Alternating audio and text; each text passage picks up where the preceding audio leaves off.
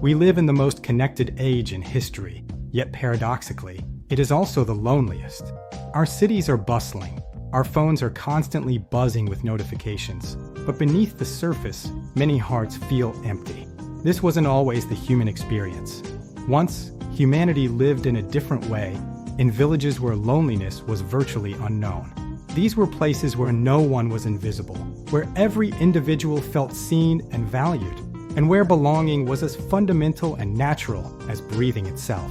This profound understanding comes from the timeless wisdom of indigenous and tribal communities across the globe, where the very concept of "I am" existed only because we are, a deep recognition of our interconnectedness. Today's pervasive loneliness is not merely a personal affliction. It is a civilizational crisis. The relentless march of industrial life systematically dismantled the very fabric of the village, breaking apart the communal bonds that once sustained us. Extended families, once sprawling networks of support, gradually contracted into isolated nuclear units. Neighbors, who once shared their lives, became mere strangers passing in the street. The central fire, that symbolic and literal heart of community where stories were shared and connections forged, slowly went dark. As one insightful indigenous elder poignantly observed, it is not love we have lost. It is the village itself that has slipped away from us. In the rich cultural tapestry of Southern Africa, there is a powerful and deeply resonant word, Ubuntu. It encapsulates the profound philosophy that translates to, "I am because we are." This concept asserts that your individual existence, your very reality, is only truly meaningful and complete through your relationships with others. It teaches that when one person suffers, all are diminished, for their pain ripples through the collective. Conversely, when one individual is lifted up, when they achieve success or find joy, all are strengthened and uplifted by that shared triumph. Archbishop Desmond Tutu eloquently articulated this truth, stating, "We cannot exist in isolation.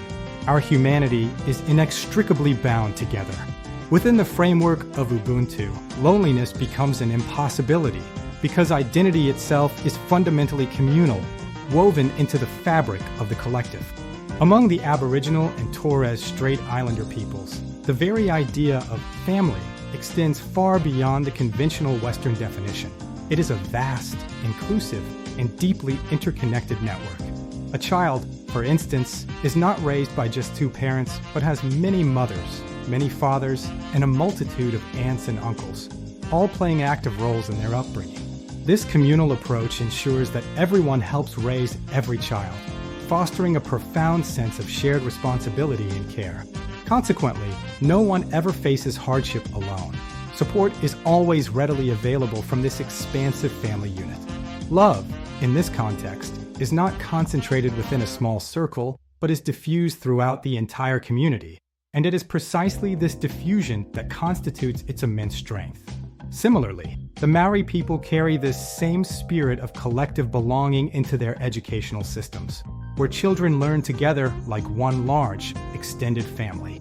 Elders impart traditional knowledge, parents actively participate in the learning process, and every single voice is valued and belongs.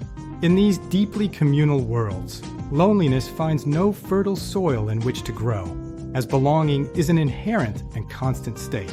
In traditional villages, the concept of work was never a solitary endeavor. It was always a communal activity, a shared effort that strengthened bonds and fostered interdependence. Fields were planted together, with every member of the community contributing their labor. Harvests were not hoarded but shared equitably among all, ensuring that no one went without. Crucially, decisions that affected the community were not made by isolated individuals, but by councils, where collective wisdom and consensus guided their path. The Santal people of India beautifully articulate this philosophy, stating, "The village is our life." In such a community, everyone has a vital role to play, and everyone is seen, recognized, and valued for their contributions.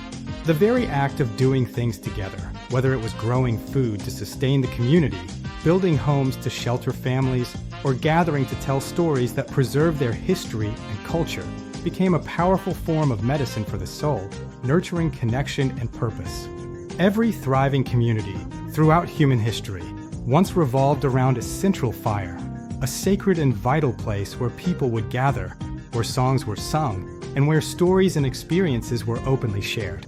Around that flickering fire, generations met, wisdom was passed down, complex problems were collectively solved, and hearts found healing through shared presence and empathy.